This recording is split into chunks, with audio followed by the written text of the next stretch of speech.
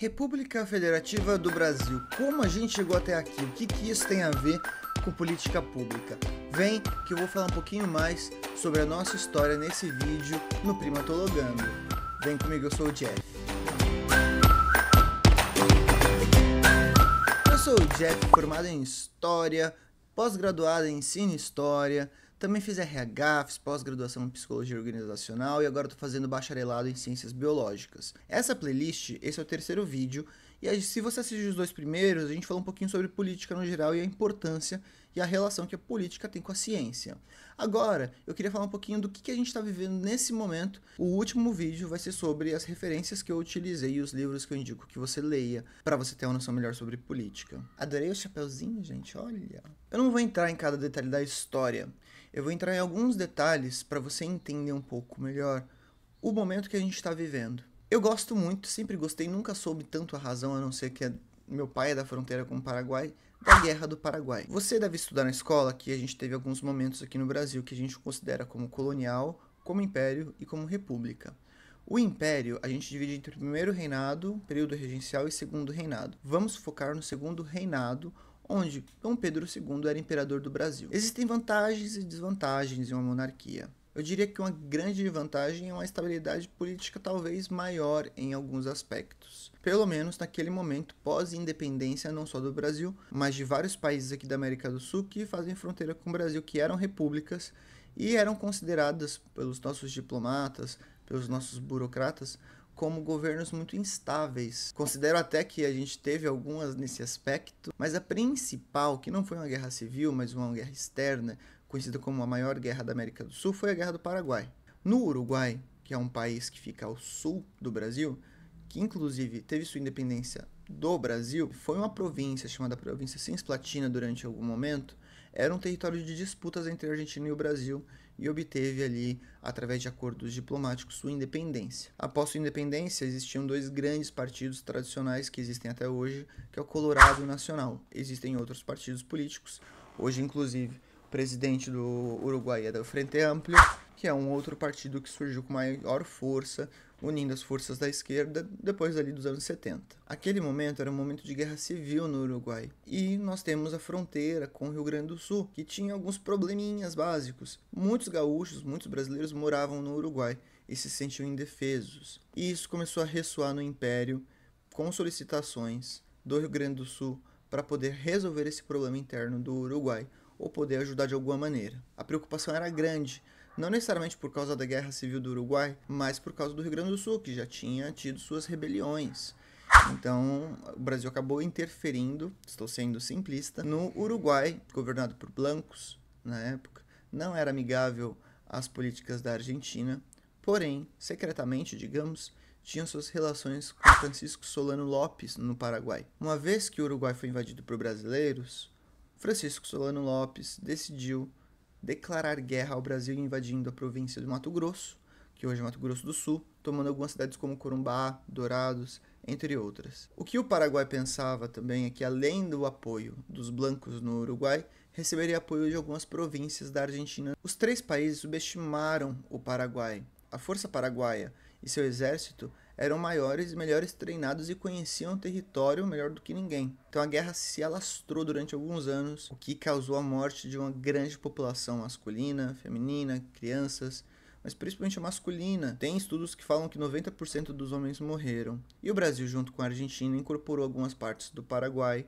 além, é claro, de interferir na política daquele país. Por que eu estou falando isso? Porque foi nesse momento que a Guarda Nacional começou a ter um aumento de contingente, às vezes obrigando as pessoas a lutarem na guerra, e quando a guerra acabou, o Brasil deixou de reconhecer formalmente, muito formalmente, o exército e pessoas que lutaram na guerra, inclusive escravizados. Isso não foi muito legal porque o pessoal ficou bem descontente. E o poder das forças armadas nessa época aumentou aqui no Brasil. Já existia uma conversa sobre o fim da monarquia e sobre a abolição da escravatura no Brasil, que era o único país que possuía esse tipo de economia, vamos bem dizer. Culminou isso com a assinatura da Lei Áurea em 1888, que na prática a gente sabe não fez muita coisa a não ser dizer a todos os escravizados: vocês não estão mais escravizados, mas foram. Junta uma coisa com a outra, a gente tem uma população descontente com a guerra, a gente tem uma população pobre, a gente tem uma população endividada, nacionalmente falando, e a gente tem forças armadas inconformadas. Foi assim que, durante muitas discussões, decidiu-se fazer um golpe no Brasil para poder implementar o sistema republicano como os nossos vizinhos. Da época, existem relatos que a população nem sabia muito o que estava acontecendo, até porque não foi uma revolta, um golpe, uma revolução com um derramamento de sangue, simplesmente avisou-se o imperador que estava no interior que ele não seria mais imperador e que o sistema republicano seria aplicado no Brasil. Eu gosto de falar isso porque muitas brigas políticas que existem no mundo, muitas mesmo, elas estão relacionadas com interesses das elites e não da população. Quando a gente implementou a República, hoje a gente chama da instauração da República em 1889, da Revolução de 89, mas foi um golpe. Quem escolhe como a história será contada serão os vencedores. Agora, falando do Brasil República, nós temos 5 etapas, 5 grandes fases. Nós temos a República Velha, que vai até 1930, quando a gente fala que teve a Revolução de 30, que chutem, foi um golpe novamente, com inconformismo das populações e elites locais de seus respectivos estados, com a política do café com leite. Era essa troca de presidentes entre paulistas e mineiros. Getúlio Vargas, ele foi um estadista incrível. Se você olhar a história, ele foi uma incógnita. Você quer ser um bom político, seja uma incógnita. A gente não sabe o quão bom e o quão ruim ele era, no sentido não estrito da palavra, mas vamos pensar politicamente. Por quê? Teve momentos que ele estava próximo ao fascismo italiano.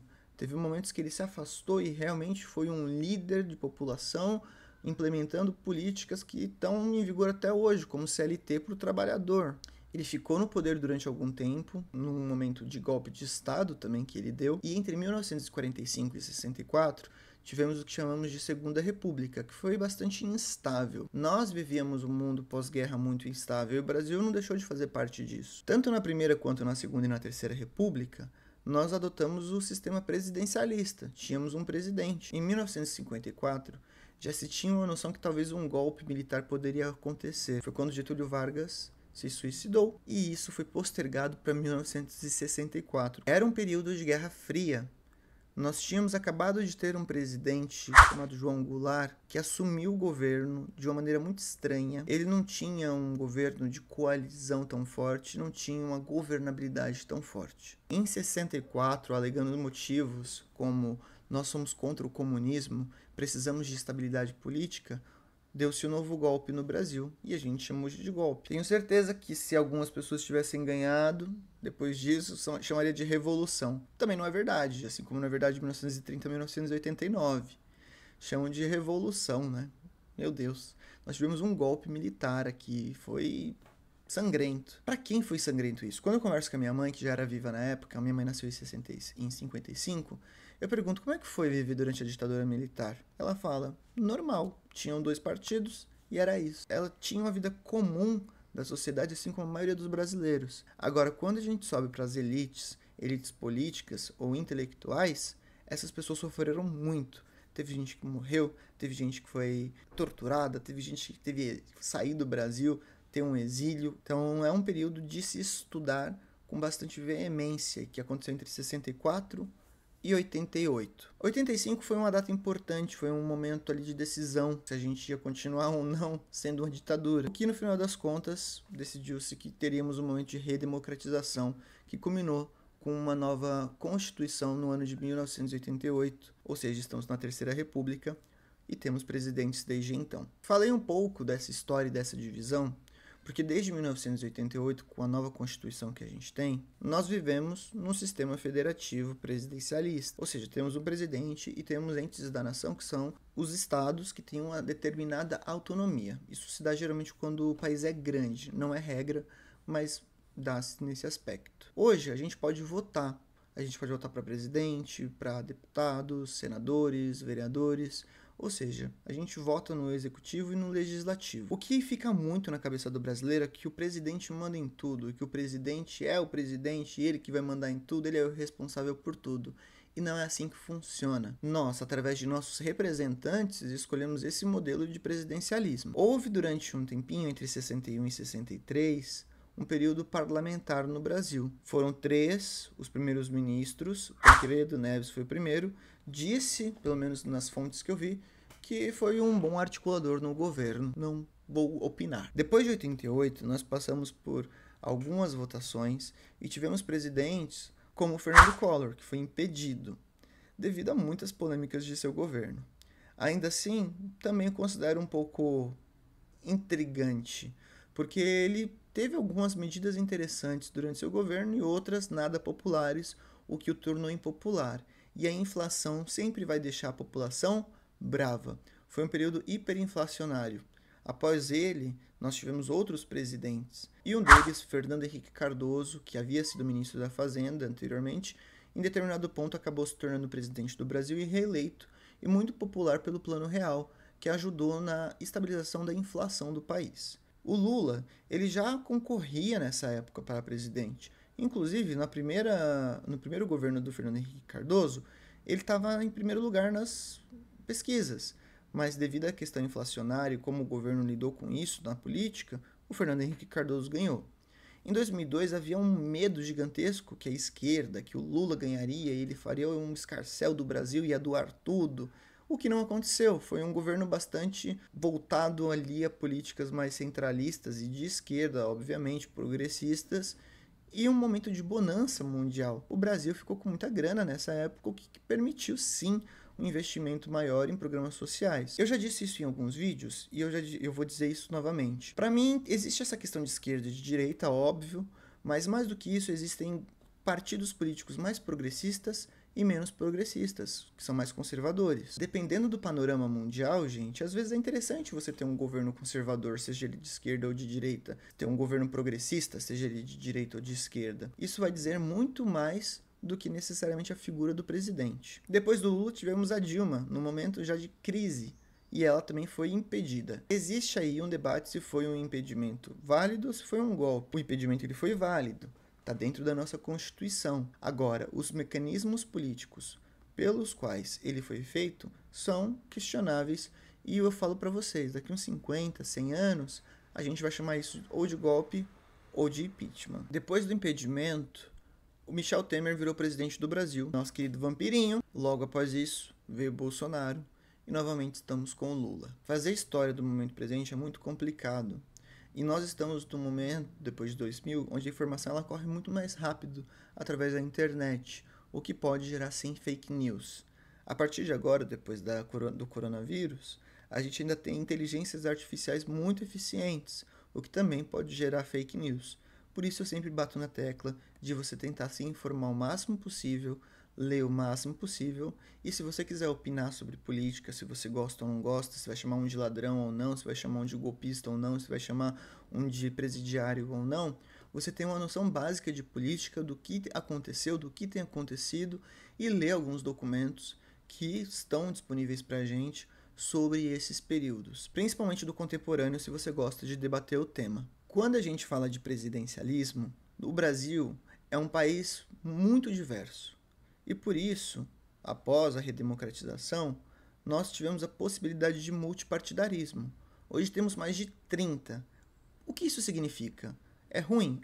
É bom? Pode ser os dois, mas o mais importante é que o multipartidarismo ele busca identificar na população os interesses de determinadas pessoas. E você aí do outro lado, antes de falar, poxa, você está falando para eu me associar a algum partido político? Não, mas pesquise sobre. Eu vou deixar até o link aqui para você entender o que é cada partido, quais partidos a gente tem e o que eles apoiam. Porque às vezes a gente acaba fazendo aquele voto do tipo, eu conheço a pessoa, meu amigo indicou, esse aqui é famoso, o PT acabou com a minha vida, eu vou votar no Bolsonaro, o Bolsonaro é um bosta, eu vou votar no PT. Não é assim que deveria funcionar, mas infelizmente é a realidade e a gente sabe disso. Então, se você puder fazer a diferença na vida, na tua vida e na vida das pessoas ao redor, seja didático sobre isso, explique um pouquinho para essas pessoas como é que funciona esse jogo político. Quando a gente fala de presidencialismo de coalizão, e eu falei do multipartidarismo, é importante porque imagina só se eu tenho um presidente do, vamos falar, PSB do Brasil. E a gente tem uma Câmara de Deputados, senadores com uma pessoa do PSB e as outras 500, 400, 60, depende ali da Câmara que a gente está falando, né? Ou do Senado, é do PSB. É quase impossível governar nessa situação, porque esse presidente, em algumas situações, vai mandar alguns projetos de lei para que sejam aprovados de acordo com o nosso sistema burocrático de instituições, e isso nunca vai acontecer. Ou aquele deputado, também ou deputada, vai fazer a mesma coisa e isso não vai acontecer porque os seus colegas não vão aprovar de jeito nenhum. E a gente acaba ficando num momento de estagnação. É possível que os governos em si, eles criem coalizões, o que vai ajudar no jogo político na hora de uma eleição, mas eu diria que principalmente no momento do exercício da política. Não significa que um presidente de um determinado partido, se ele tem grande apoio na Câmara, a maioria dos deputados são da sua coalizão, que tudo que o presidente falar vai ser lei, ou que tudo que o legislativo falar vai passar pelo presidente. Existe o bom senso e existe dentro de cada partido facções que significam basicamente, alguns são mais voltados para a esquerda, outros direita, outros centro, que podem concordar com o seu partido em alguns determinados pontos e outros não, que podem concordar com o presidente em determinados pontos e outros não. Mas é claro que quando a gente tem um legislativo com uma coalizão mais voltada para o presidente, é mais provável que mais ideias do presidente e também dessa coalizão sejam aceitas a nível nacional. Por isso que é importante você entender o que não somente o teu candidato, a candidata, quer, mas o que aquele partido ele acredita. Parênteses, eu vou dar uma dica pessoal para vocês. Eu sempre voto no meu prefeito, no meu presidente, no meu vereador, que esteja dentro da coalizão. Porque se eu votar muito diferente, talvez eu vou estar fazendo ali um jogo de não governabilidade, e isso vai me afetar como cidadão. Então fica de olho nisso, porque eu vou indicar até um livro para vocês no último vídeo sobre presidencialismo de coalizão. Hoje em dia as eleições acontecem de 2 em 2 anos, e a cada eleição a gente faz uma renovação desse poder legislativo, ou a renovação do poder executivo, e isso vai afetar diretamente as relações que as divisões do Estado têm entre si, o município, o Estado e o governo central, o governo federal. São essas conversas que vão garantir uma maior governabilidade e também o repasse de verbas que vão chegar até o teu município, até a tua Secretaria da Educação, do Meio Ambiente, que vão ser usadas de maneira e devem ser usadas de maneira conscientes e transparentes para que você do outro lado possa acompanhar. Políticas públicas podem ser criadas, conservadas ou inspecionadas. Isso tem a ver muito com ciência, isso tem a ver muito com ideologia, isso tem a ver muito com arte. Aquilo que você acredita vai se refletir na política pública do seu país, do seu local. Além, é claro, nós somos ali resultados da nossa própria história. Se não fosse a Guerra do Paraguai, talvez a gente não estaria no momento que a gente está. Por isso que eu amo história, por isso que eu amo ciências. A gente olhando para o passado com carinho, a gente entende onde chegou e também observar os erros e os acertos que nós tivemos ou que outros países tiveram para tentar evitar. Então, estude um pouquinho história, seja curioso, curiosa e dá uma lida em alguma coisa, um artigo, um jornal, uma revista, sempre questionando quem escreveu aquilo, em que momento e com qual intenção. Isso vai fazer você um cidadão melhor, um primatólogo melhor, um antropólogo melhor. E claro, esse foi mais um vídeo polêmico aqui do nosso canal. Eu espero que você tenha gostado. Dá o seu like, segue, se inscreve e até um próximo vídeo onde a gente vai falar de fato o que você aí atrás da telinha pode fazer para ter uma sociedade melhor de uma maneira mais prática, colocando a mão na massa. Um beijo! Até o próximo vídeo.